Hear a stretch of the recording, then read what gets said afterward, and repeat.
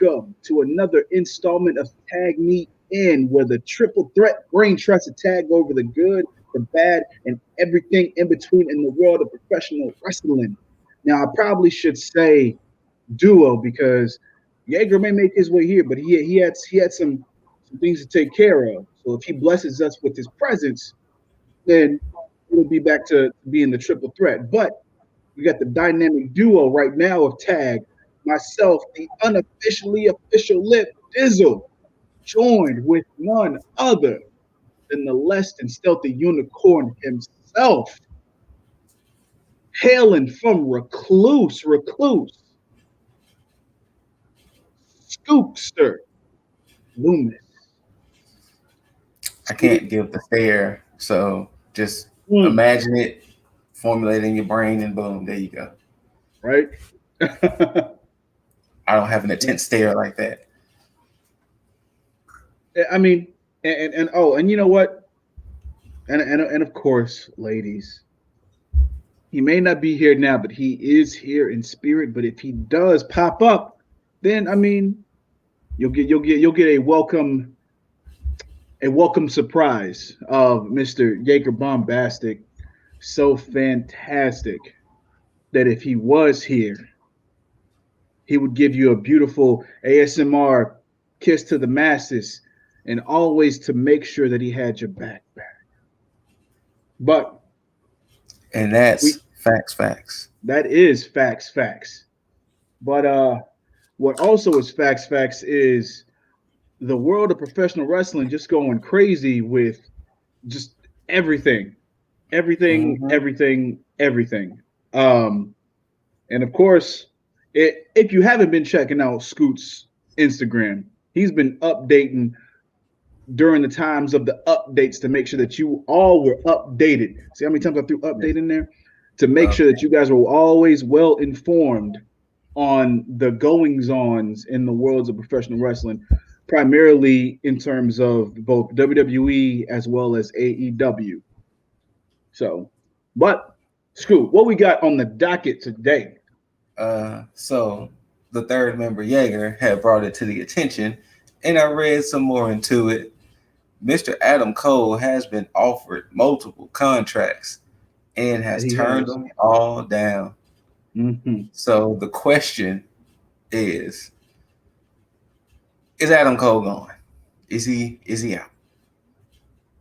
Yeah, I mean, if you think about what he has left to do, I mean, there is nothing. He's done everything that really there is to do in NXT. I mean, he's had a very successful faction. He's held all the gold outside of the cruiserweight title within NXT. Um, he has what they've dominated and redefined the War Games match within Hmm. Undisputed Era itself. He is, the unofficial face of NXT, even without the title. So, and if we even think about like him going to main roster, I mean, what honestly would that do for him as far as benefiting him, especially when we look at the likes of Keith Lee, Karrion Cross, and so on and so forth, with the list Because I continuing think on. I think that's the issue. I think all of these offers are mainly more or less, you're basically signing to get called up in a sense. It's not Hmm. so much of you're staying in NXT. You basically know at this point, if you're staying around with the company, you're going to be on Raw or SmackDown pretty soon. Yeah, basically. And that's what you. I mean, we've all had our worries about Adam Cole going up to the main roster, and Hmm. yeah, where the money would be definitely very very good for him. You have to think about the person who Adam Cole is. You got to think about him being an indie darling.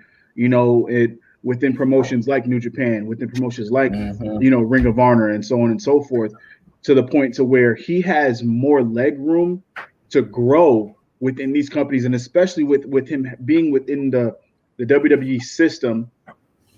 He's now a much bigger star and understands what it means to play on a bigger stage, so to speak. Yes. So him bringing that to in AEW, him bringing that back to a New Japan or an Impact or even back to Ring of Honor, there's more doors open for him on that side rather than him going to the main roster. So Mm-hmm. yeah, there's no surprise that he would turn those down, but I think this is more of a confirmation that he's definitely leaving after SummerSlam weekend. So, in your opinion, what Hail Mary does WWE has to throw in order for them to keep Adam Cole? From that perspective, he would have to get creative control on a contract because if he leaves the booking up to them, he's going to be a mid card lifer. Like he's basically going to Yes. be Dolph Ziggler 2.0 because he can talk, he can sell, he can wrestle, he can go in the fucking ring. But if he Mm-hmm. leaves the booking up to them, he's not going anywhere because of his stature and his build altogether. So that it would have to be a very specific and meticulous contract that they actually present him to the point to where it's like, okay, well, he has control. Triple H and Shawn Michaels, have a say in how he's booked on the main roster, and they're not Mm-hmm. going to go for that. Vince isn't going to go for that. Um, Dunne, Laurinaitis, Pritchard, they're not going to go for that. They're going to be like, hey, hasta luego, we don't need it because especially if they let somebody like Bray Wyatt go who had some type of creative control. Yeah. So, and I say some type because I already know that there's been bickering back and forth between Wyatt and Vince to the point to where that is pretty much what caused him to be released anyway. Mm-hmm. Damn the whole budget cuts. So yeah, that's the only thing I can say. Other than that, they really don't have anything because I'm pretty sure they've thrown a lot of shit his way, just like they did with FTR when they said that they'll book certain things here and there, and then all of a sudden they Mm-hmm. give them the titles, and then they try to book some bullshit ass gimmick on them to the point to where they're like, nah, we're good, we're done, we're done. Yep. Uh, I'd happily see Cole go from NXT, and I know, and it's funny because I was thinking about this the other day is with the contract situation is that how a lot of these guys don't realize when his contract is up or when he has an extension and stuff like that. It's always just a misunderstanding or miscommunication between when it's up and when it's doing all this other stuff. Mm-hmm. There's a part of me, and this is me completely going off a conspiracy theory in my own head. I think Triple H is in control of all of this. And I think he's like, you know what? This is the way you beat this system. This is how you're going to get out of Mm-hmm. this to where it's like, you know what? I know you can succeed elsewhere. And I would rather not have you in a position where you don't grow over there. Because we look at Samoa Joe, he went back to NXT. He still has more to do. I mean, even like, and we'll get into it later on, but the first Mm-hmm. two-time NXT champion, soon to be the first ever three-time NXT champion. There's a lot for Samoa Joe to do in that position over there rather than Cole, being the longest reigning NXT champion, tag team champion, North American champion, leader Yeah. of one of the most successful stable in NXT. So yeah, um, if Triple H is behind a lot of this, I would not be surprised. Mm-hmm. Well, I'm glad you kind of brought that up because there are rumors that Pete Dunne is in the same position. Apparently, there's word that Pete Dunne has been in the same position of Cole, that his contract might be up sooner than they think, and they're trying to figure out what to do with Dunne. And it says that sources say that it may be his contract could be up after SummerSlam as well, after SummerSlam weekend. I think. See, this is where it's different from Cole because I think that Pete Dunne he has more room to grow.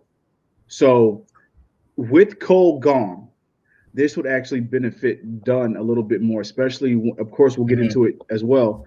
But his trio with Lorcan and Rich. Ridge, um, I think he can now build his stock even more to where he will be a major player as far as um, in terms of him being a free agent later on. So I think that he would benefit from actually signing another year or so in NXT to basically renew his contract for a little bit, but specifically for NXT because he's in the same boat with Cole, where I don't think that they would do much with him on the main roster outside of again putting him in the mid card and have him be a major player there. Mhm. So, yeah, I think he would benefit from a contract extension because again, even right now with me thinking about it, there's a lot of places Dunn could go, but because he hasn't made a big enough splash in NXT at the moment, outside of him being the previous longest reigning NXT UK champion, Yeah. there's still nothing on his portfolio under the WWE umbrella that says, hey, this dude is a marquee guy. Yeah. I can agree with that. So I can yeah, agree with I think he should stay just for a little bit longer. At least ride this new trio out for a little bit and see where that takes him, and then win a couple of belts in NXT, and then maybe depart from there. Uh, I want to save the other news story because I want to get Jaeger's opinion, and that's basically the whole Ronda Rousey's comment toward Bray Wyatt's release. But I do want to get Jaeger's perspective on that one too. But of course, Okay. Ronda's tweet, just to tell the people if you hadn't seen it, I've seen the same fans chanting "We want Wyatt" last night, chanting "We want beach balls" over Bray Wyatt performing. If the WWE treated him like he was expendable, it was because of you ungrateful idiots did it first.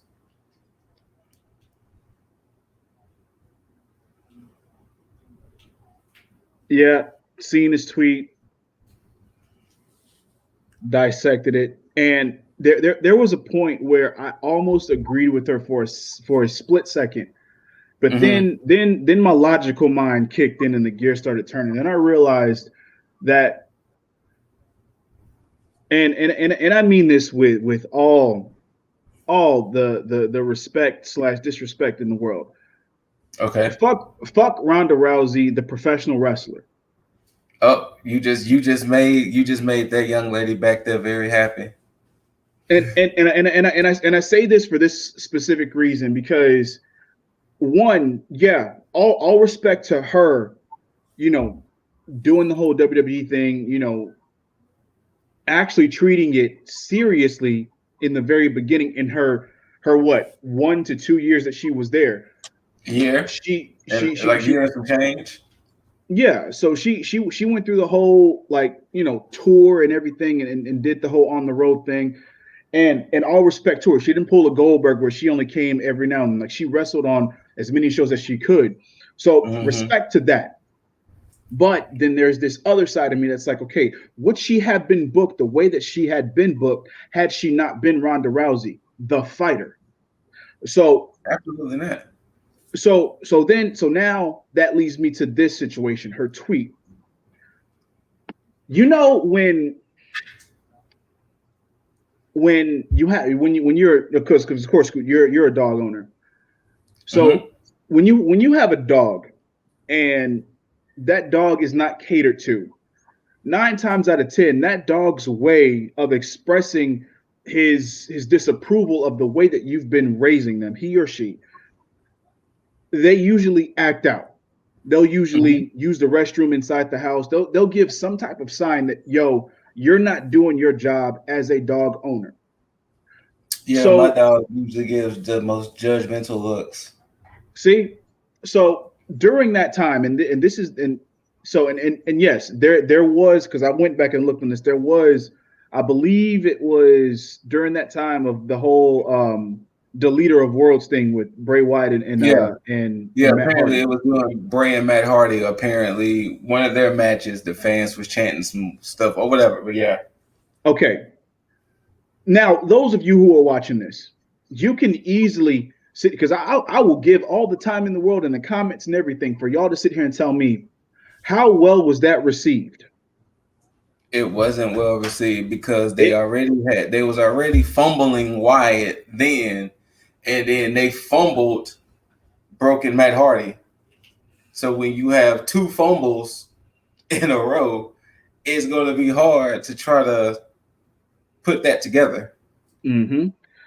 And see this again. The reason I use that analogy with the whole dog situation is because these are fans letting WWE know that their product is trash, and it's like, hey, do better or we're going to continue to shit all over this product, which is why the beach balls came into play, which is why the CM Punk chants happened, which is why the boring chants happened, which is why the fans got out of line, and it forced Vince McMahon, Stephanie McMahon, Shane McMahon, and Triple H to stand in the middle of the ring and give some bullshit ass statement to say, hey, you are in control of this. We follow what you say. And that basically led to absolutely nothing because all they did was turn around and do the exact same thing that they had been doing from the very beginning, which is whatever it is that they wanted to do, damn whatever the fans wanted. So it's no surprise. And Mm-hmm. if Ronda had been booked like everybody else had been booked, then she wouldn't be saying the things that she's saying because she was a privileged situation on her end. And it's funny that she's in a privileged situation to say that because when you look at John Cena, who had been putting over talent, he recently stated that he wishes he could basically be young, when I'm paraphrasing, that he could be young for much longer because he wants to help WWE in terms of booking and everything because Mm-hmm. WWE books they rely too much on their older talent instead of booking new talent.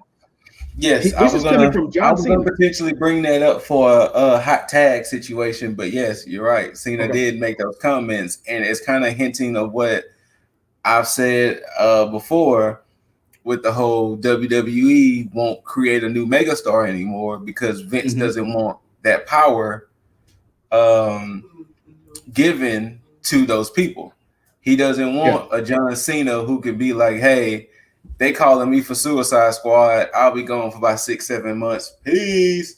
You know, he doesn't Exactly. want a Batista who can come up there and be like, yo, they want me to be in Dune or they want me to be in the new Guardians movie. They want me to be just some dude in the movie just standing there. I'll be gone 5, 6 months. Peace. Yeah. You know, they don't want that anymore. They don't want the opportunity for the New Day to be like, yo, they want us to be stars in these new kids movie. Peace. You know, they don't want Right. that. They don't want Bailey to be like, yo, they want me to be the villain in this movie. You know, they don't want that unless it's a WWE produced movie. But they don't want that. They don't want that hostageness. They don't want the fact that, hey, if Hollywood is calling me, the price goes up. Exactly. They don't want Vince doesn't want that anymore. You know, that was the reason why he was shutting down Twitches and YouTubes and cameos.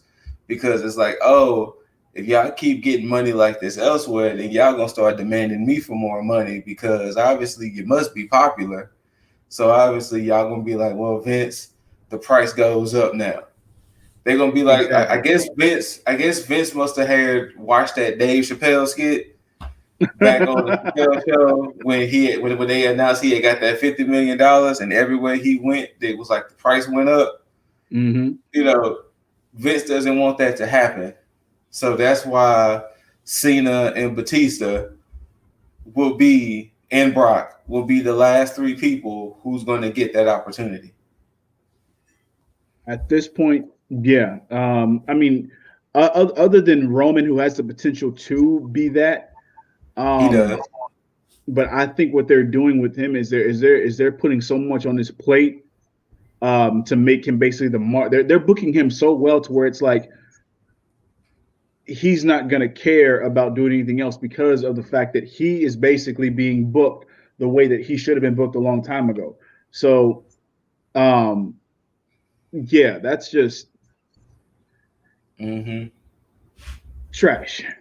I mean, not the booking. Roman's booking isn't trash. I'm just saying that the situation itself is what is trash because whereas they could be making more stars, they're so worried about who they could be building up as a new star to the point to where they're not allowing their actual company to grow and flourish the way that it needs to. And that in itself is probably one of the biggest problems because it's hurting the company more than it is helping when you suppress these superstars. Because I mean, and even if we want to tie that back to Ronda, let's be honest. That year Ronda was there, she didn't elevate the women's division. Nope. I mean, let's really be honest. She didn't elevate the women's division. Becky became the biggest women's star over there during that time. I mean, you're telling me when Alexa Bliss and Nia Jax got a chance to wrestle, Nia should have squashed Bliss from the way that storyline went. But no, she legit had a match against Nia. But when Bliss fought Rousey, it was over like that. So it wasn't like Ronda did much elevating herself. Like it wasn't like she was so this, I'm gonna make sure all the women around me is gonna come up too. So it wasn't like that was the case in Ronda's year she was there. She just got upset at the fact that she wasn't expecting the fans to turn on her. Yeah, that's another thing. Yep, and that's another thing because of the fact that the fans let her know how they felt about her, and she just did not like that. No, so at all. She's had a vendetta against the fans from that point on because she expected to just be praised throughout the entire time. Because when she first came in with that match, that tag match at WrestleMania she had with Kurt Angle against Stephanie and Trips, everybody praised her because they didn't expect that. So she went further off of that, thinking, okay, this is what I've made it. But when you get booked a certain way and the fans don't think you deserve it, they are going to let you know, and they let her know. So, because to this day, the only match that Ronda has lost has been that match at WrestleMania. Yeah, and she left. And then she left. It's like she left. She hadn't been seen since. So ridiculous. But yeah, so like I said, I understand what she's saying with the tweet because yes, it could potentially change the company's outlook on certain people. But the reason why I always take stuff like that with a grain of salt at times is because in certain cities you might go to where you might get different reactions from folks. You know, and this is not so much a hometown thing, but you might go to a city where all the heels get cheered and all the faces get booed. You might go somewhere to where all the faces get cheered and the heels get booed, like it's quote unquote supposed to be. You might go to some place where, oh shit, they cheering crazy for this quote unquote jobber who we don't really care nothing about, but he's getting the pops or she's getting the pops like we ain't never seen before. So sometimes it's with a grain of salt sometimes, and then like you said too, it depends on how this certain superstar is booked. If they booked in a way where it's like, I don't want to cheer for this, then they're gonna boo. Yeah. Like Rusev at that day was a clear heel, but everybody in there was chanting Rusev Day. Yeah. And that's and I'm glad you brought that up because I actually decided to go back and watch Raw this week when I heard about the fans with the fans hijacking the show. Yeah. Just let everybody know it wasn't really hijacking. They did chant a lot, but WWE suppress that noise and actually put their Hey, own. hold on, Dizzle. Go ahead and keep talking. I got to go fix something right quick. Okay. Go ahead. Yeah, WWE didn't suppress. Wow, really? Well, that's messed up. But whatever. That's an Um, accident. I will change it. um, yeah, WWE suppressed that crowd noise and input their own crowd noises during part of the show here and there, and that is the point I'm trying to make because when you look at AEW, AEW handles crowd, they allow the fans to root for who they want to root for, which is why Scoot has brought up time and time again that there's no heels and or faces within AEW. It's just pretty much whatever. So it's basically on who the fans decide who they like. And they book that way. Now they may book somebody, in terms of being heel and face when you think about the elite. They book them as traditional heels. But if the fans like them, they like them. If they don't and they boo, it's whatever. AEW is still going to book the way that they intend to book. Now, they still listen to the fans, and if the trajectory allows the fans to say to dictate to be okay, you know what, we're behind this person. We want this person to be that face. In case of a John Moxley may be a face to the fans, but in himself, he goes by his own rules. Whether you're a face, whether you're a heel, he's always going to treat you the exact same, unless you're an Eddie Kingston, unless you're a Darby Allin, where he will treat you differently. And we'll get into that when we get into our AEW recap. But that's a difference between WWE main roster and AEW, the way that they treat the fans. If WWE allowed things to go the way that they did a long time ago, things would probably go a lot smoother for them. And they just don't see that because, again, you think about somebody like Vince McMahon, who's so big headed in the way that he thinks because in his mind, he believes he knows more. He's going to run with the way that he's been booking things for the longest. And you look at a guy like Triple H in NXT, where they'll see the trajectory of where they're going with something. Case in point, Hit Row, clear faces right now, but the way they were booked were heels. But because same thing with them and Cameron Grimes, the way that they've been booked, they are more so faces now because the fans have put them over and they've been booked accordingly to transition that way. Main Yes. roster just does not get that. So No. yeah, that's just been the main issue there. But yeah, and just for my assessment of Raw, it was trash. It was still trash. That's It's going to continue why. to be trash. That's why when we was doing that tier list, I was Mm-hmm. watching it on and off, and then it was like, oh, speaking of, if y'all didn't go check that out, we did a tier list of 56 different stables in WWF, WWE, and we ranked them. And let us know what y'all think. Shit, and we got But more to come. yeah, I'm at the point to where Raw would only be watched based off of situational events. But I'm Yeah, done. yeah. It was unbearable for me because even because of course I DVR a lot of stuff, and so I had that on DVR because I don't know why I haven't canceled it yet, but it was up, and I watched it again, and I was like, I was fast forwarding, and it's just like I just kept having to fast forward over and over again because everything was just slightly unbearable. I'm like, why is this still going on? Like, why is this even booked this way? It just doesn't make any sense. And it's But in the some fact that you're cases, literally, but the fact that you're literally taking the show and booking it the same way every week, like you're literally giving. Granted, I understand these fans get to see it live compared to these fans, but literally it's the same thing every week, yeah, and it's like, well, hey, they paid their money, they're gonna go see it. We don't give a damn at this point. not at all.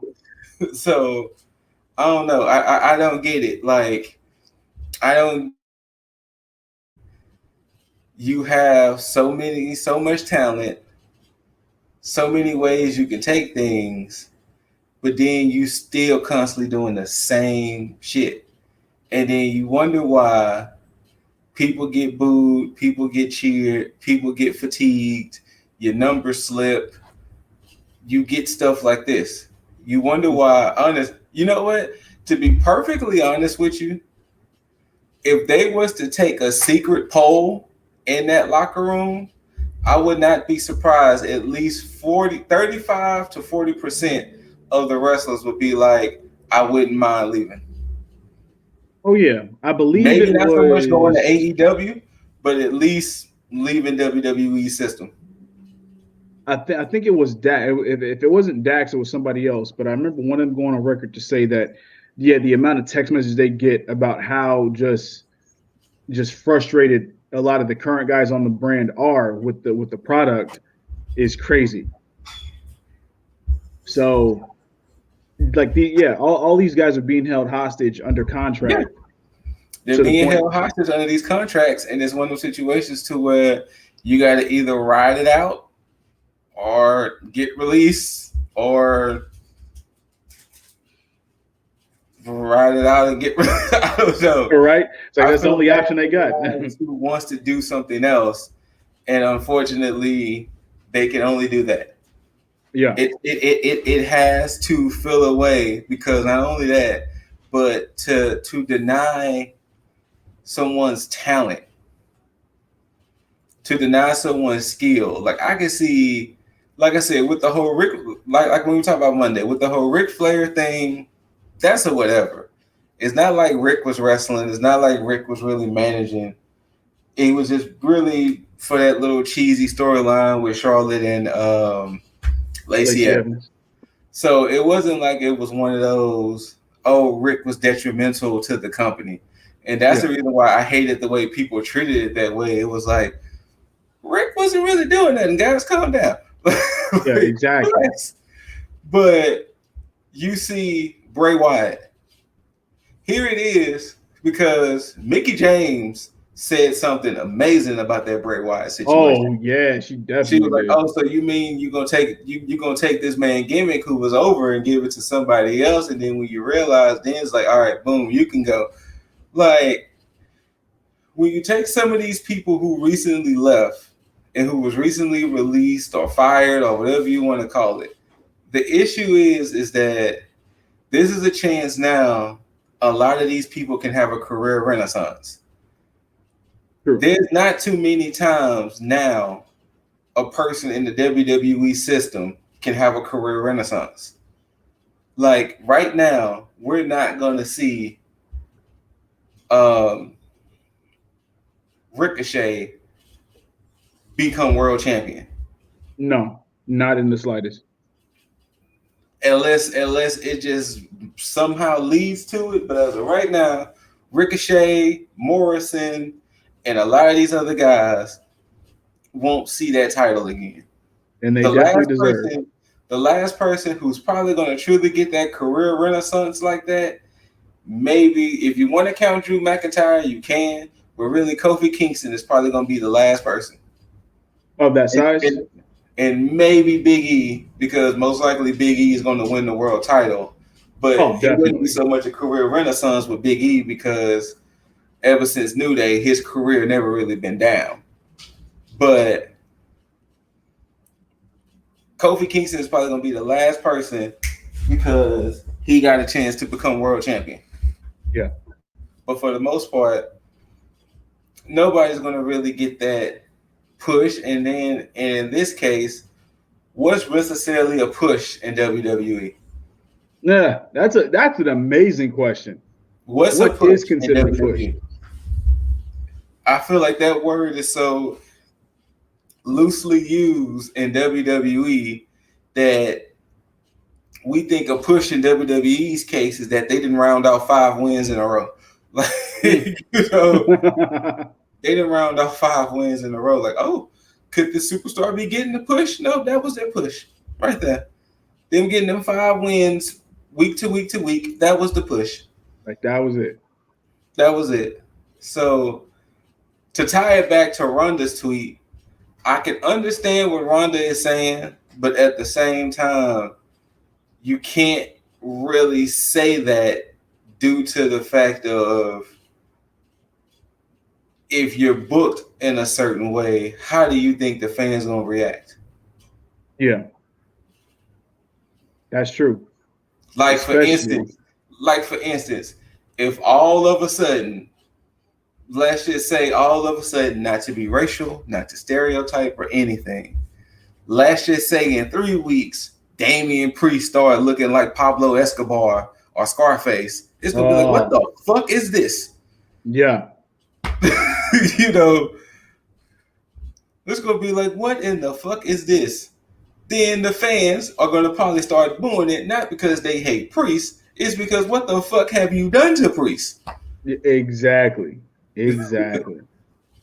So that's how I truly feel with that situation. And once again, we're gonna bring it up a little bit more. Of course, you know, we want to get Jaeger's opinion on this, but Mm-hmm. until then, we could definitely go on ahead and start talking about this NXT. Well, spoiler alert for those of you who know, NXT let me down slightly, and I'll get into that Okay, I'm glad. when we Okay, I'm go through glad. that. I don't feel so bad. I was in the same boat. Like there was things that highlight, which of course the people know. My biggest highlight, well, of course, was Hit Row and Legato, but Mm-hmm. there was things that did kind of. I was like, okay, you know. Indeed. Well, you know what? Sue, run us through this amazing start to NXT. All right, so let me tell you what happened, folks. Uh, You know what I'm saying, Mr. Deasley like to be professional with it. I'm gonna tell you what happened. I'm gonna try to tell y'all what I say in the words I want to use, but let's just say this night started off with Legatos, Mendoza, and Wild versus Hit Rose, Adonis, and Top Dollar yes, in it a did. tag team match. The beef was on, people. It was sizzling on the grill. These folks was out here beefing. I loved it because they was jaw jacking towards each other. They let you know in this match that it was a rivalry between these two groups, with the centerpiece, of course, being Swerve Santos and that NXT North American title. So of course, it started off like any other tag team match. Good moves, good things. More and more each week, I am loving Top Dollar. Cause like he says, who's hotter than Top Dollar? Not nada. Not nada. And it was on display. Uh of course there was interference. Of course, Santos was interfering. Uh Swerve and Wait, B-Fab was doing hold their on. interference. Of course, Good now? they wasn't gonna let no team was gonna let the other team get the W until the ultimate happened. Santos got a chance to pull some bullshit. Some bullshit where they took out. Causing them. Yeah, didn't they take out Top Dollar and then they end up pinning Ashanti? Is that how it went? Say it again. No, I'm sorry. It ended in disqualification because Mm-hmm. Santos hit Top Dollar in the back with a chair. He got Yes. tired of watching his boys getting trounced upon, so he decided to hit Top Dollar with a chair. And of course, it calls for DQ. Of course, Hit Row wins by DQ. Then it leads to the beatdown where they was trying to beat down, but once again, everybody thinks they Colossus until Colossus steps in the room. And this right here, this is where I was gonna get mad. This is gonna be my first rep about the show, Mm-hmm. but my mind changed because I had to realize what happened last week because I was like, wait, it seems like they're booking Hit Row so strong at the detriment of Legado del Fantasma, but then I realized that Legato cost them the match the previous week against Imperium. Mm-hmm. So I was like, they're basically keeping them here. Yes. So this made sense because I was gonna get mad at first, but I was like, okay, you know what? No, everything about this makes sense. The only problem that I do have is like Santos. why'd you take the grill instead of stealing doing the cliche thing to steal the North American Championship? Right? I guess he wanted to do something different. I guess he wanted to steal something personal. I mean, I could see that, but I mean, he can always go and make another grill. I guess he thought that is true, but I guess he thought stealing the title was cliche. Fair enough. I mean, I can agree with that. So let me take the title. I mean, that's the title. Let me take the grill. But the problem is it a situation where he's like, I want that grill back, you know? Or is it just one of those, hey, Santos, I got another one, you know? But, exactly. And then bam, there's Jaeger. Oh shit. Yeah. Oh shit. Oh shit. I'm not gonna steal your thing. That man had popped up. Hey, when we tell y'all, see, Jaeger is the perfect example of when the lights go black and you're like, oh no, who's coming? And then you see Jaeger just standing there and you're like, yes. Anyway. But yeah, we're right now talking about Hit Row versus Legado. Mm-hmm. Well, unfortunately, I was not able to catch NXT this week. Oh, it's fine. We'll audibly walk you through it. Oh man, that's fine. And I will give live reactions like, hey, they did what? Anyway. But yeah, so it ended with, of course, Santos taking Swerve's grill. And then it ended. Actually, it was funny because it ended with Hit Row actually coming back and beating up them because B5 hit. Was it Wild with the chair? I think B5 hit Santos with the chair. No, it wasn't Santos. It was either Wild or Mendoza she hit with the chair. Damn it! Then yeah, I definitely. Santos was in the middle, and she hit whoever was to the right of Santos, or to the left. Okay. I think it may have been Mendoza. Yeah, and then that's when they started to make the comeback against Legado, but once again, Santos got away with Swerve grill. Yeah, because Top Dollar had been pulling Swerve outside the ring. He just took it out of his mouth, or how did that? So basically, what happened during the tag team match, it ended in disqualification because Santos hit Top Dollar with a chair. Mm-hmm. Oh, and then from there, it led to them beating down Hit Row, and they was beating down Swerve, and they was going to do the whole chair on the neck thing. Yeah. And before they did that, Santos dug in Swerve's mouth and took his grill. Mm-hmm. And when they did that, that's when Colossus got up and was like, y'all ain't about to hurt the homie. So when they got up, they were all in the ring ready to start fighting again. And then that's when B5 came with the chair from behind and hit, I think it was Mendoza. And then they all proceed to beat the shit up out of Wild. Mm-hmm. Man, Mendoza and Wild just keep taking bumps after bumps every week. Right? Yeah. And that's how it ended. So we definitely, all I'm going to say this right now, it is a strong possibility that Swerve versus Santos might be the sleeper match of the night at TakeOver. Oh, that's what it was. She hit Wild. She hit Wild? Okay.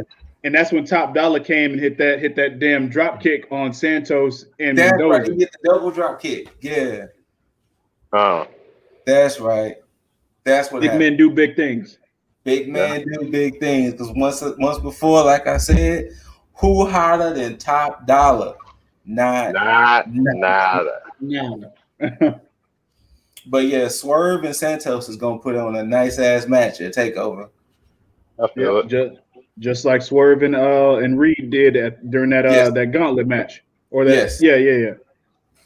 So however, I really gotta ask, how like mid 2000s is it to jack a grill out of somebody's mouth though?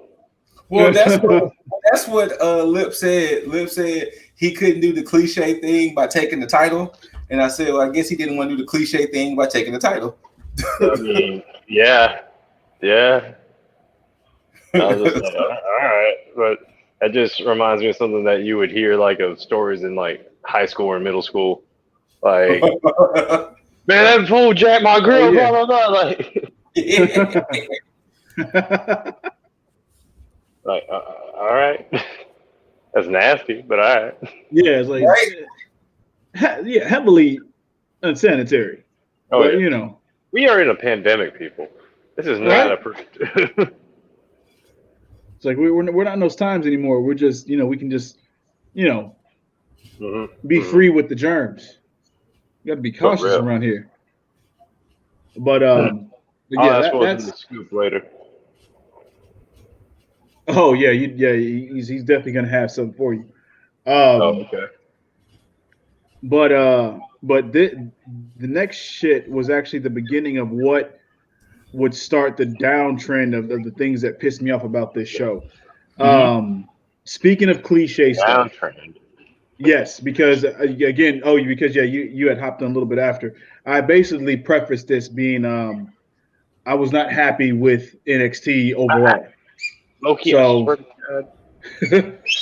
He's got the one squeak toy, the one squeak toy in the house that I had kept hidden from him, and he found it somehow. And he gonna be mad irritated with it too. Right? He gonna let you know. No, that's why it's about to go like under the bed where he can't get it, and then he's gonna throw a fit. Be right back. But yeah, this started at the beginning of what would start my downtrend of what I didn't like about the show, and that started with Samoa Joe backstage segment with Regal. Regal, yeah.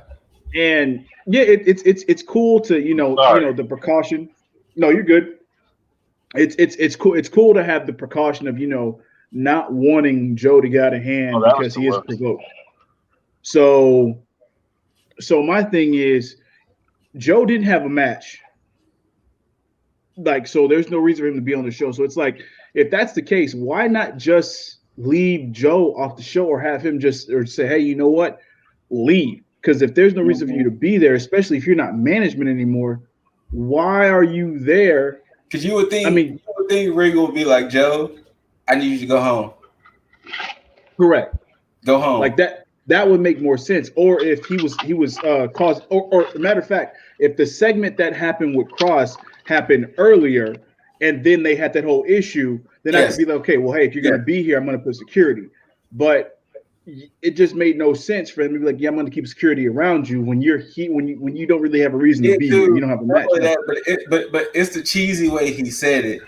The guys how he said it, the guys you use for the guy you have security for now securing you, some shit like that. He said, yeah, all right, I guess whatever.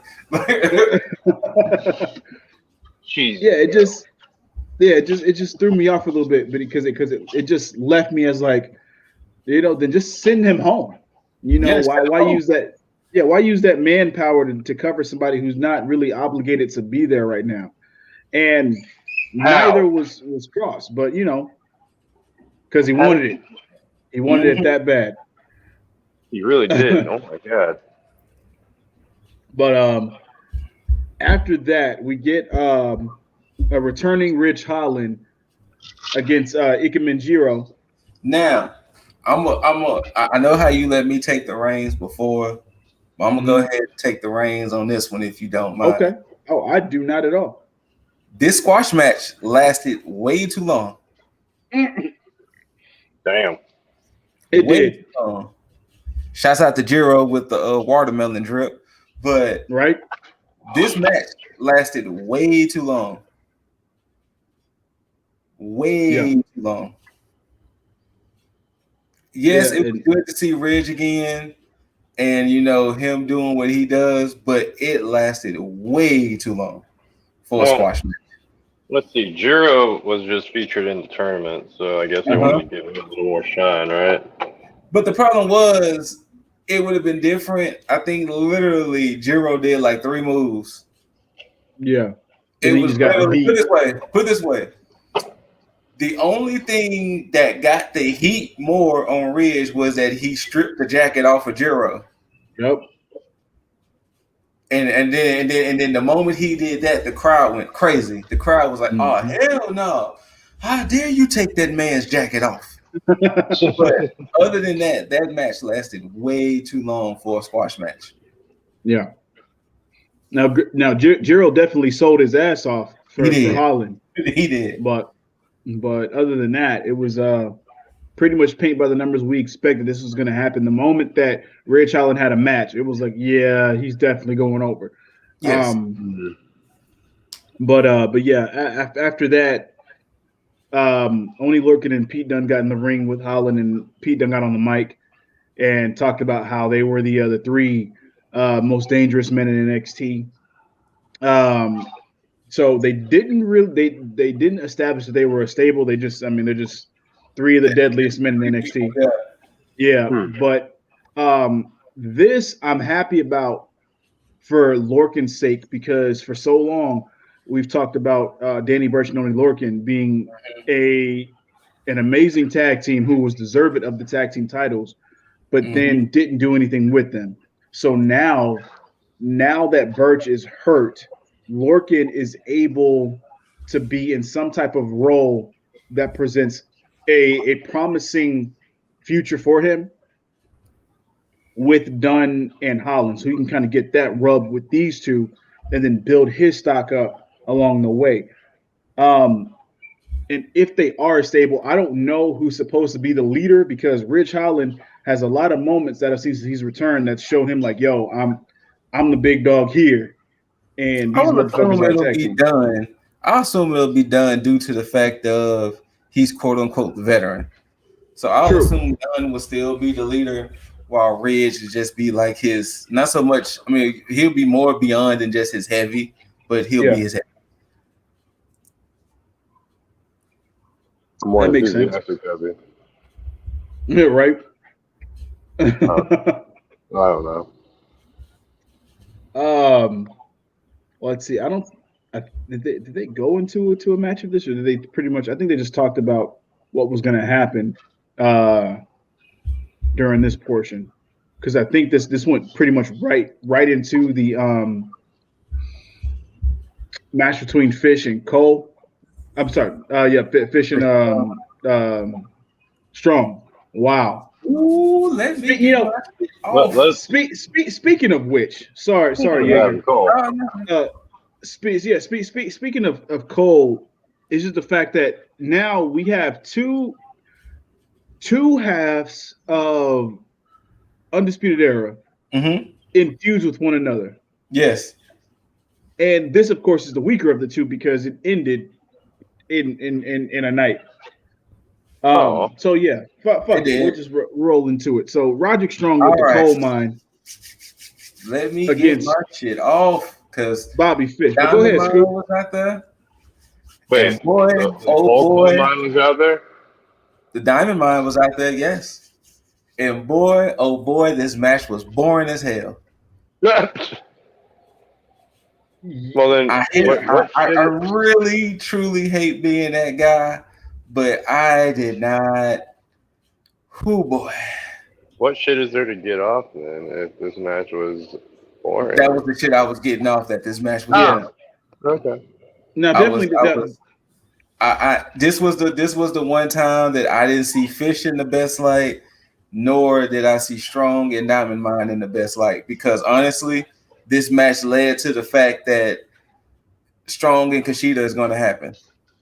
Yeah, that's all that happens. It literally led to that. The fact that Strong and Kushida is a definite. We don't know if it's going to be on TakeOver or not, but I think they called out Kushida. Kushida had a vignette later on that said, if you want this cruiserweight title, then you got it. So we don't know when it's happening, but this match was not doing it for me. I have much love and respect for both of these guys, but it was not doing it for me. Not at all. And this is another thing that pissed me off. Which, I mean, we'll just throw it in here with this because it happened later on. But like Scoot said, that promo by Kushida about him acknowledging Roderick Strong and give him that title match. Kushida was booked so well with this cruiserweight title. The moment that the coal mine got into the picture, it halted all of Kushida's title defenses where he was coming in on a weekly or bi-weekly basis defending this title, and now it's just like just stop. Which I'm like, why would y'all stop that? Because that could have easily helped build strong when he came and beat Kushida, or at least not even only that, they could have still kept it while the whole time Diamond Mine could have been at the ramp watching his matches. That now see that would have been a real good angle as well. Because what you actually scouting so much Diamond Mine, it could have been Hachiman. Hachiman could have been there scouting the whole. Anytime Kushida had a match, they would have been like, he is sitting there scouting Kushida's matches and making sure. But no, they just halted. We haven't seen Kushida since that tag team match. And that was what, two weeks ago? 2 weeks. Yeah. So yeah, that's just no surprise. Roderick Strong goes over. It's depleting Bobby Fish's stock for the most part. It is. I don't know what else he's going to be able to do. This may put him as the weak link in the Undisputed Era to no fault of his own. He's gotten injured more times than anybody in Undisputed Era. So, and that's what hurt him with UE was the fact that his injuries did it. His injuries made it to where he didn't look like such a strong member, unfortunately. Yeah. So hopefully there's a turnaround for him to where he can build his own stock up and become something better than what he is right now. So, but from there we got business forever. You know what? I'm gonna allow that because you know what, this show was what it was. So I'm just gonna add that as insult to injury. Grimes and LA Knight had a backstage segment where they were getting ready for their match with Grizzly Young Veterans, GYV. And you know, this is the NXT universe teasing me because I've wanted this because I've alluded to it, but they gave it to me but half-assed. Because not only did they give it to me, but they gave it to me in a way to where it was lackluster because LA Knight made Cameron Grimes wrestle in his butler outfit rather than wrestling in his ring gear. So when we finally get to the actual match, Cameron Grimes, his music hits and he comes out for a very 5-second entrance, only so that way LA Knight can have his full-on entrance with Cameron Grimes walking behind him and doing the whole spill of LA Knight doing his pose on the top rope, and then Cameron Grimes holding the ropes open for him.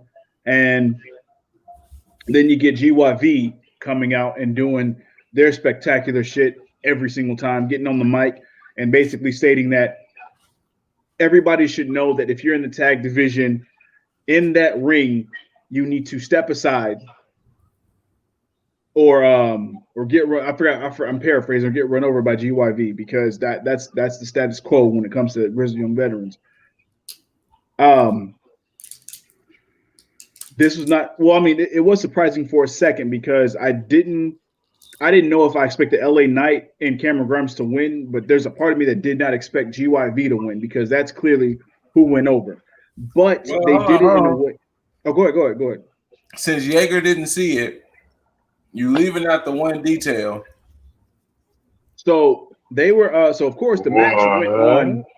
The match went on regular. There was a lot of tag in, tag out. No. I'm talking about the promo they had. Remember in the promo, Grimes told Knight, at the end of the day, I am your butler, and you have my word, and you also have, you have my word as a tag team partner. Yeah. And Knight I have your back. Same thing. Knight was like, I'm a man of my word, so I have your back as a tag team partner. Mm-hmm. Now we fast forward to what happened in the match. So there were still regular tags in, tags out. So it seemed pretty standard. So LA Knight tagged Grimes in, and Grimes was going and doing his thing, and then it got to a point where GOV started to get the upper hand on Grimes. So Grimes went for a tag for LA Knight. LA Knight had his hand out, ready to tag Grimes, and then he just jumped down at the very last second. It was very good as far as timing wise. It was. So they had this big ass stare down, and he was like, you the butler, I'm the main guy. You think I'm gonna go back in there? If you want to win the match, you go back there and win the match. And then that's when Grimes started to hulk out. Yeah, he got fired up. Butler outfit off, well, the top. He started wrestling in the pants, but unfortunately, it still was a 2-on-1 situation. It got numbers took over. You know, Grimes was hit with the ticket to mayhem. Oh, it was a beautiful transition into the. It was a beautiful transition for that ticket to mayhem. He was hit with that ticket to mayhem. 1, 2, 3. The grizzled young veterans takes that W, and keeps them strong in the tag division. Yep. Yeah. And when Grimes was on the apron, Mr. DiBiase comes to the ring and was like, Grimes, you got to get out of this situation, my man. Yeah, I know you're a man of your word.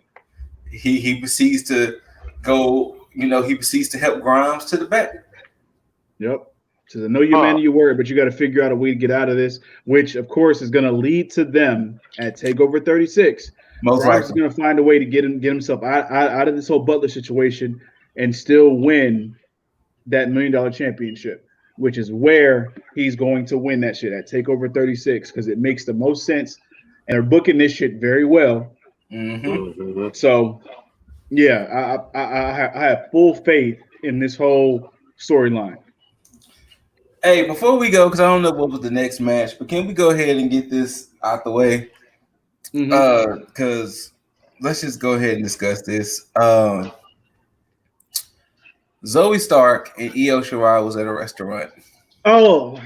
Remember last week when Zoe was like, we need to go out, try to be a team. They have a little girl time, they have a little date. Yeah. I mean, not a date, but you know what I mean. They had a little girls' night out at a little sushi restaurant. Io was talking to the waitress. They was both speaking Japanese. And Zoe was looking at the menu like, what the hell am I going to order? And she was like, well, I get the same thing Io has. Because Zoe Stark's never gotten sushi before, right? I guess not. But Io ordered like octopus and all this other stuff. So they did the typical thing with Io eating. Zoe was eating and was spitting out the food and putting it in a napkin. And then there was one part where I think she was talking to the waitress and she like threw the octopus and it hit like a picture on the wall and all that shit. And then if all of that wasn't cheesy enough, they just had to just put the whipped cream and cherry on top. So they asked for the check. Well, Io asked for the check, and of course she passed the check off to Zoe. Like, nah, you paying for this, and I had a good time. Whatever. Then this is where it gets cheesy. She asked for a takeout box, and when the waitress comes back, she was like, "Do y'all know each other?" She was like, "No, no, we don't know each other." And she was like, "Well, where are you from?" "Oh, I'm originally from Kansas." This was the waitress. Then she was like, "Oh, I'm originally from Kansas." And then Zoe pretends to box up the stuff, but then she's like, "You know what? I don't want any of this." And then she just walks out. What? Yeah. She paid for the meal and all of that other stuff, but I would just personally say this was by far one of the worst segments I've ever seen on NXT. Like, why would it have been important if she knew the waitress or not, if she just spoke Japanese? That's the thing. What did it matter that Io knew the waitress? It's the fact that they both spoke Japanese. It was fine. That's all it needed to be. Yeah. And you can see from Deesley's face, the whole time this segment was happening, I was like, why isn't this segment over? Why isn't this segment over? NXT, you're treading WWE water. Chill out. Exactly. Here's my issue. Me watching this segment solidified what I said a long time ago. Why did you put the tag titles on them? because this one had nothing to do with the tag titles. I mean, it was really them being like, oh, I'm glad that we're at this because now we're able to, kind of bond. Because then she brought up Kairi Sane. Yeah, she brought up Kairi Sane. She was like, I want us to be cool and close as you are to Kairi. Yeah, and it's just like, one, they've already established there's no chemistry there between these two. There was no mention of the tag titles. They haven't been really on TV as far as in the CWC since they won the tag titles. So they haven't been in the building since they won the tag titles. Yeah, exactly. And it's like you've had Indy and Candice within a segment and promos and anything regarding anything that has to do with the way. Why not keep the titles on them? They could have easily beat Zoe Stark and Io Shirai, and Io Shirai and Zoe Stark still could have had this whole segment if they would have lost to the way. And like, hey, we lost because we didn't have any chemistry. And then they could have built this up moving forward. But them putting the titles on them is so premature because it doesn't benefit anybody in any way, shape, or form. This hurts the way. This doesn't help them. And the tag titles are just there. So this only helps Io, so she can probably be a Triple Crown champion at some point. In that situation, yeah. But other than that, it's like, no, that's just about the only positive I see out of this. Like, why put the titles on them like this? Like, aside from her about to get called up, like, I feel like that's the only reason that they even put a title on her. So she had both the women's and both women's titles.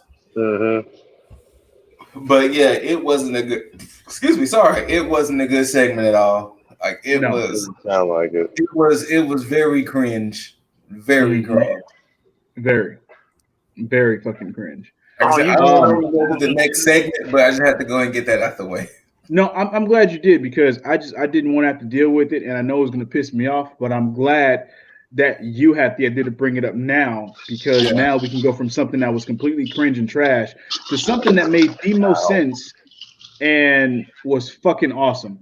And that's Dakota Kai's explanation as to why she did what she did to Raquel Gonzalez. I'm gonna say this right here before you get into it because I'm gonna let you break it down. Okay. When you get a villain explanation,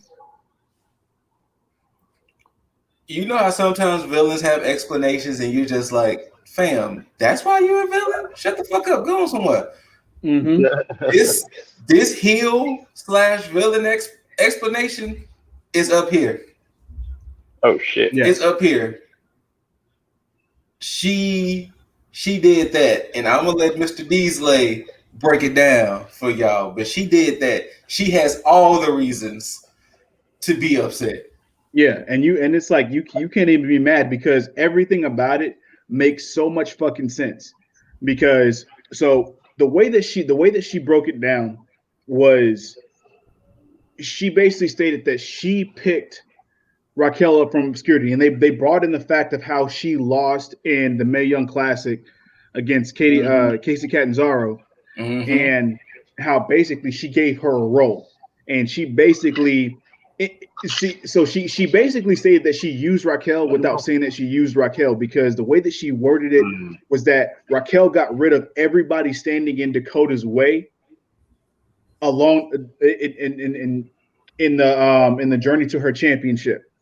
And so basically when the opportunity presented itself for her to get that championship, the contract was given to Raquel. Io didn't even look at Dakota. And she said that Raquel basically took an opportunity that was meant for her and didn't even think about giving that contract to Dakota. So then she stated that even after that, she stated all she wanted was for her to make sure that she had championships. So she basically stated that once they got the tag team championships, that's all she wanted. When they lost, she just wanted Raquel to help her get that championship back. But because she was so focused and blinded by the fact that she had gold, she wasn't worried about Dakota having gold either. So her mind was clouded and focused on the NXT championship. So, and then even after Raquel had stated that there was no one left, Dakota was like, you were so blinded by you having gold that you never saw it coming. And I like the way that they put that because everybody saw this turnaround coming, and they made that shit make sense by saying that she was so clouded by the fact that she was NXT Women's Champion that she couldn't see the same thing that everybody else saw. And that is beautiful to make that shit make sense because she said she's not a sidekick. She's not a fucking sidekick, and there is somebody else. She's left. And beautiful. Fucking one time for the one time, guys. One time for the Dakota Kai-Lo. Dakota Kai-Lo. I saw you put the graphic up there. That'll be next week. I thought you wanted to get it in for the one time. No, it'll be next week when she gives her response. When she get, but so basically also Raquel's going to give her response, which I'm glad about that too. That they didn't try to put this whole thing over into one show. They're spreading it out.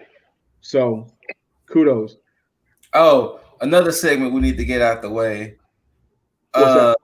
Camilla, Frankie, and Robert Stone was in the back, and Mac and Kenzie was asking what's the relationship. I was just about to ask all that.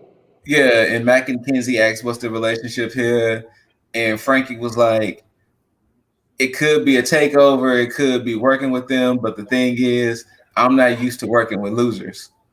Yeah, I'm not used to being a loser. So if they want to start rolling with me, they're gonna have to learn how to win and be winners. Yeah, she said if this group is gonna work, there needs to be like a revamp of sorts. So I'm assuming she's gonna make changes to the Robert Stone brand or make her own faction with. It's probably gonna be the Frankie Monet brand or something. We don't know. No disrespect or anything, but that's a lot of big talk for a woman that just took an L last week. Shh, we don't count that. just saying.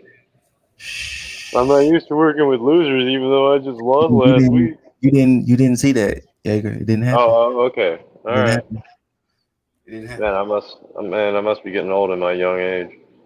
Yeah. You didn't see that. After that, we had a interview with Johnny Wrestling and Candice LeRae regarding the Love Her or Leave Her match. Oh yeah, that match. So they basically said it was going to be over because there's no place for Dexter Lumis within the way or anything like that. So they said the Indy's going to be free after this. Pretty much the paint by the numbers. Johnny was going to end this whole thing. So that's what that was. Yes. But from that point, we end up getting into the final match of the first round of the NXT Breakout Tournament, featuring Trey Baxter and Joe Gacy. This was probably my least favorite match.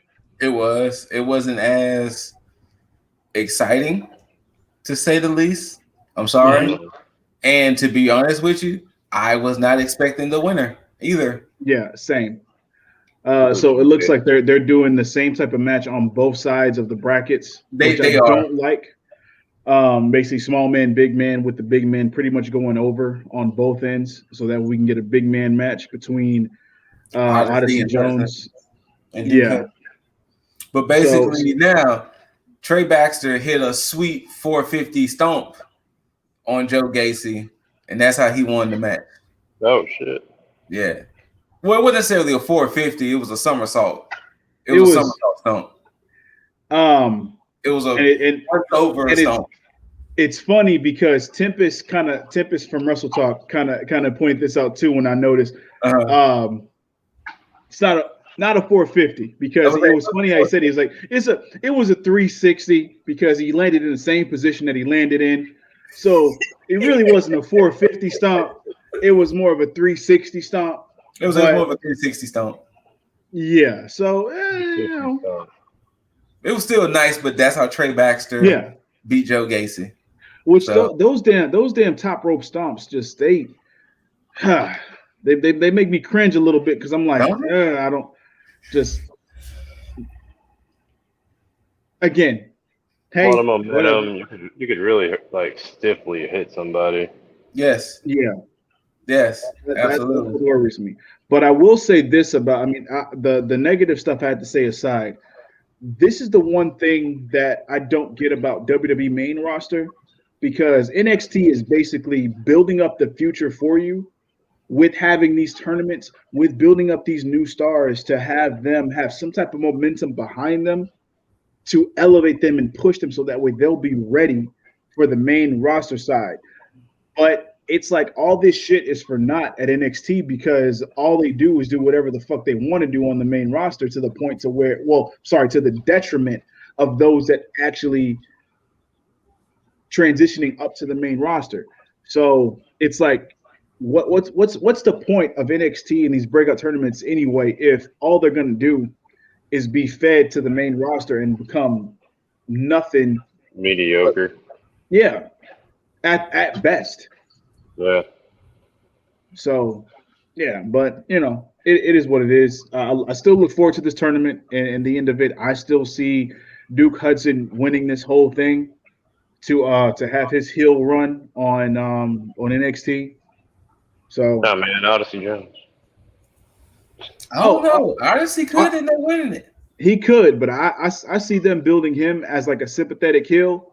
I mean, sorry, sympathetic face to Duke Hudson, because Duke Hudson, the way that he portrayed himself on commentary last week, I'm like, I'm all for this. True. Like he's good. So I feel that they're going to use him to help build up Odyssey Jones along the way, but not without a loss. Okay. So okay, that's just my assessment. But from there, after this match happened, wait. Before we go, one of those two men, maybe both, are not going to be in NXT long. Oh, between Odyssey Jones and Duke Hudson? One of them two gonna get called up within a year span from today. One of those two, if not both, are going to get called up. I'd probably say it'll be Duke Hudson. That's who I was more leaning towards, Duke. But yeah, just because he's still, again, and it's funny because Wade Barrett is on commentary. He gives off like a better Wade Barrett vibe. He kind of does. So I yeah, if he went to the main roster, I wouldn't be surprised. I'd expect it, and I'd expect big things from him. Mm-hmm. So yeah, but right after that, and then he'd get some bad news. Anyways, bad news, Hudson. Who knows? Karrion Kross came out and he basically touted the same thing. Karrion Kross. Wait. Hold on. Before we continue, you know what's hilarious about this? Because we actually saw this in Jaeger. If you want to go back and watch it, that's fine. This is the segment they had to refilm twice. Really? Oh, it was this one. Yeah. This was the segment they had to refilm twice. And the only reason why I sound so just about it, because it wasn't worth refilming twice. It wasn't worth it. Only thing that happened, Kross got on the the announce table, says some shit to Joe. Joe rushes the ring with the security surrounding him. Kross makes his escape. Joe beats the shit out of security. End of segment. Right. Yeah, because Kross wasn't running from anything. He just literally said what he had to say, and then just walked away through the through the audience. And the crazy thing is about it that they recorded twice. Joe's because the fans were chanting Hardy while this was happening.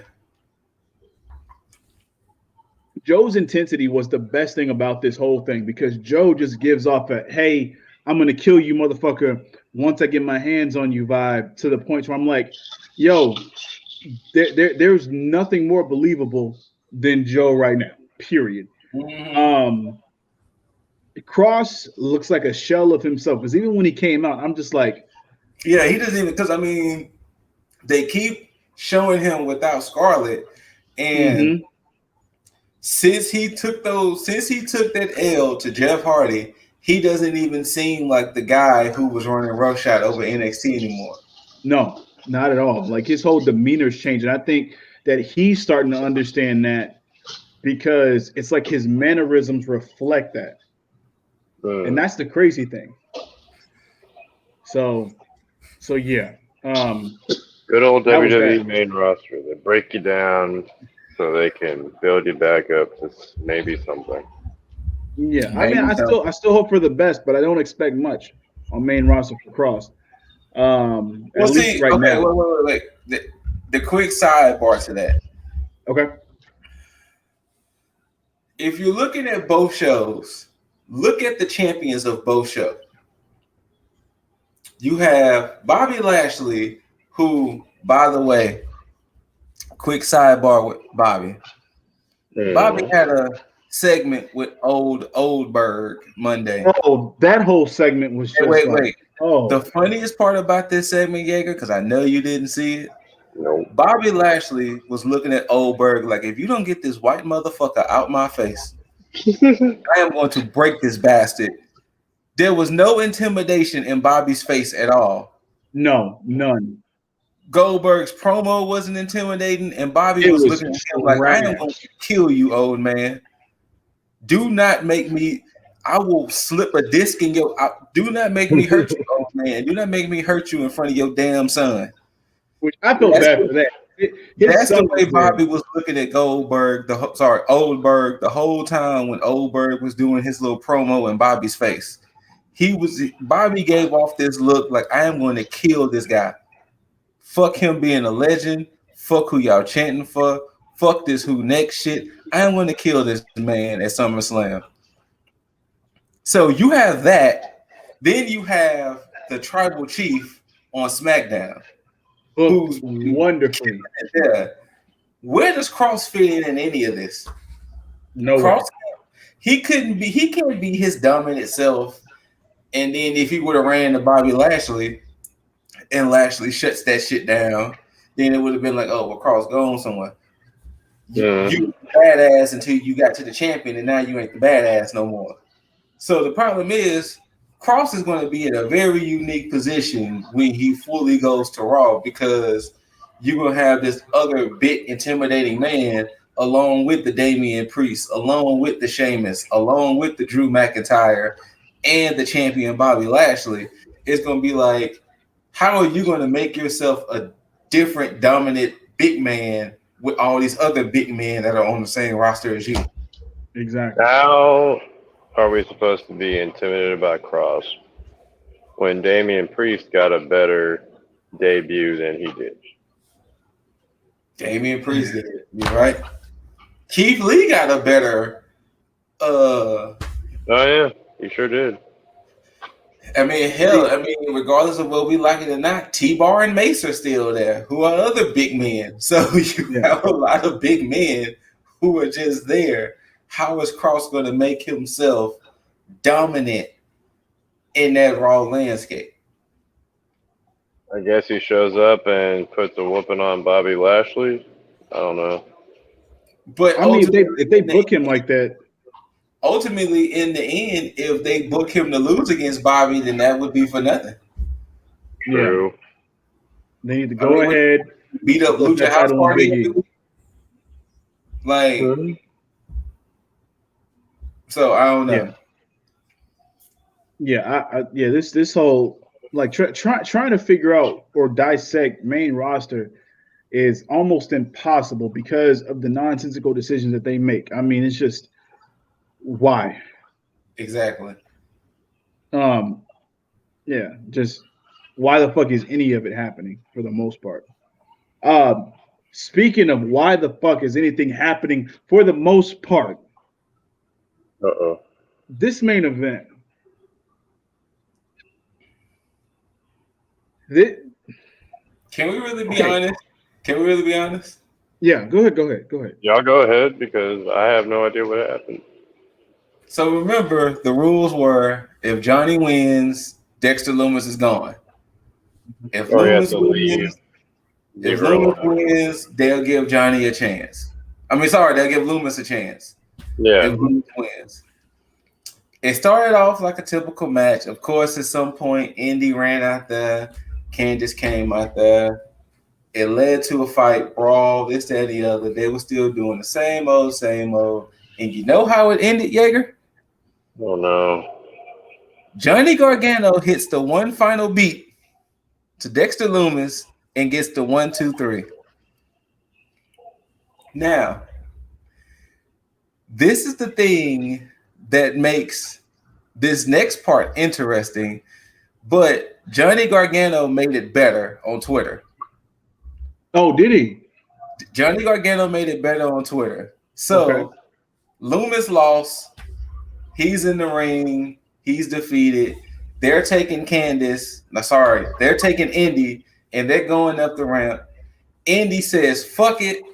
She runs in the ring and starts tonguing down Lumis. Yeah, making the point of this match null and void. Yeah, she made it null and void. She starts tonguing down Lumis. They start rolling around in the ring, kissing each other, and Johnny and Candice are at the ramp like, the fuck? Now, the reason why I said Johnny makes it better. Make it make sense, Scoot. Huh? Make it make sense. While this is happening, the NXT graphic pops up that the show is ending. Johnny says, see, I told y'all, nothing good ever happens when that lower third graphic pops up. Because remember, when that lower third graphic popped up, that's when Tommaso Ciampa betrayed him. Okay. So when he said that, that's what I was like, you know what, Johnny? You actually made that segment a little bit better. So yeah, after all of that, Johnny winning, Index still became a thing. Okay. I can give Johnny's side the benefit of the doubt. Yes. But I still have to shit over this. Oh no, definitely, because the match wasn't even that great, to be honest with you. Indy was the one that made the stipulation. That is true. So, like, by all accounts, she should be the one to abide by it. I can understand if, like, Johnny and Candice was like, okay, you know what? We'll compromise. And they did it. And then she just said, fuck it. I still want to do it regardless of stipulation. But she's the one that made the fucking stipulation. Yep. And I'm just like, I don't know. Hopefully they make this shit better by next week and we get something. But, you know, I just and the thing was too, it wasn't like it wasn't, and then you know, it wasn't treated like Indy ran in there to kiss him goodbye or anything. Yeah. She ran in there like, fuck what my parents have to say. I want the guy, you know. That's how she the way it ran in there. It was like, I don't care what my parents have to say. You're the love of my life, Dex. You know, it wasn't like she kind of was doing like a kiss goodbye type situation. It was like, no, I don't care what the stipulation to this match was. I want my man. And it was like, all right, fam, y'all got it. Yeah. So to be honest, to be perfect, did we just see the breakup of the way? That's what NXT teased on their Instagram. They teased that this could be the breakup of the way. But because of Dexter Lumis over here. If it wasn't for the Hit Row and Legato thing, this show would have just been meh. Kind of like this, to bring that back around, kind of like that tier list that I spoke of earlier in the show that y'all should go check out, because 56 different stables in WWE and WWF, we ranked them. And meh was one of the tier ranks. So I would put this episode of NXT in the meh rank. Yeah, definitely meh, because there were some good parts of this for sure. But yeah, this was, for me, it was a very lackluster NXT. But I mean, they're gonna have these shows. Yes. I'm not surprised, but yeah, it's just it's okay though. I expect it. It's not as bad as Raw or some parts of SmackDown. So cool, but yeah, still meh. But Go, Jaeger. No, I was just saying. So, should I go back and watch this episode of Now, I NXT? mean, really the hit roll and legato thing, if anything. But other than that, there was really nothing that was like a must-see moment. And maybe that could be because it was the whole pre-tape thing, and next week's episode will be back live again.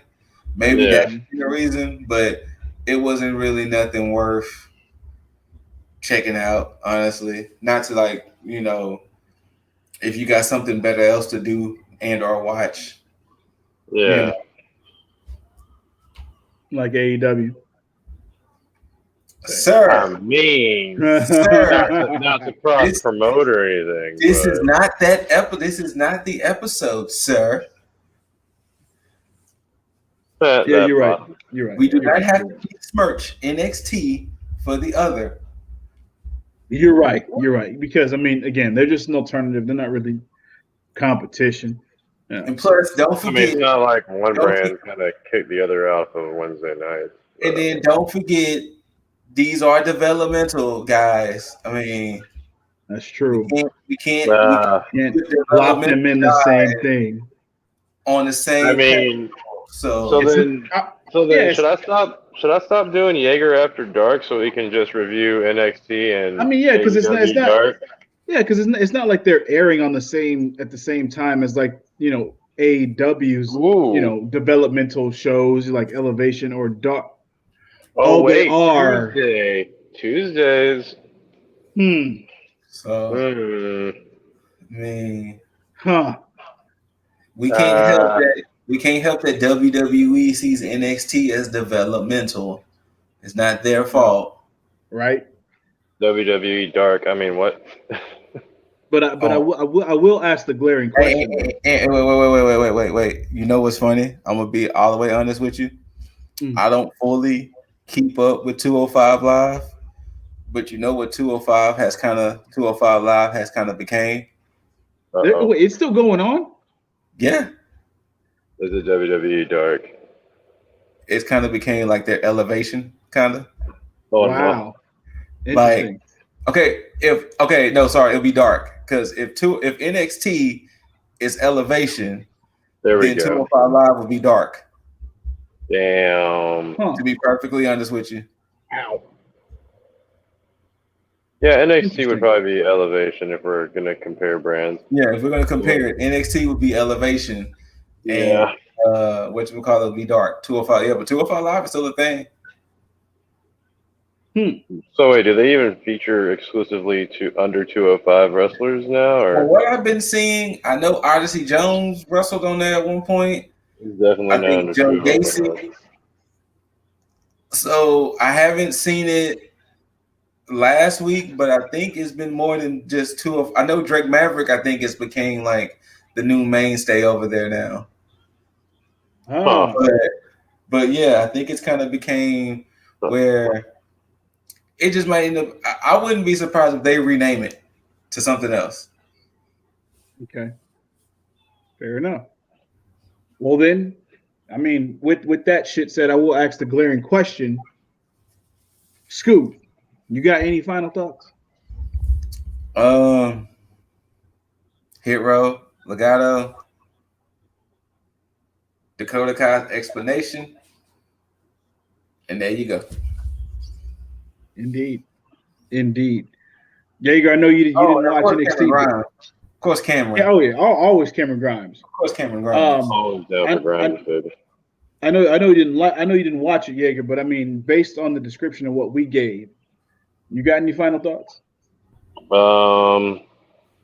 Just a bunch of Fair enough.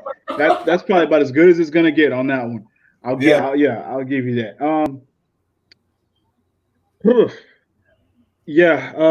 I'll end it with this. NXT, make it make sense.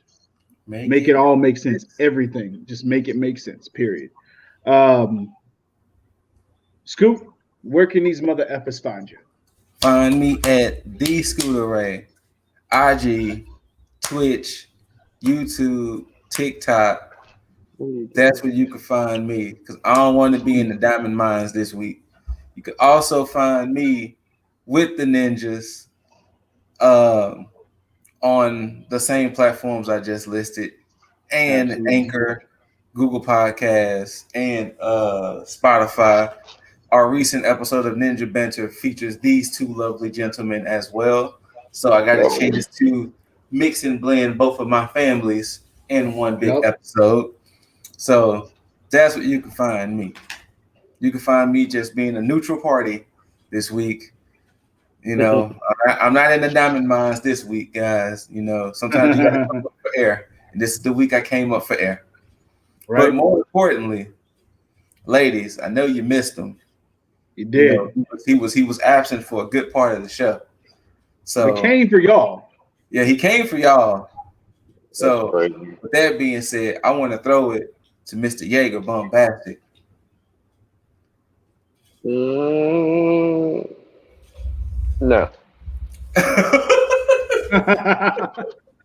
Y'all want to find me, y'all know where my name's at.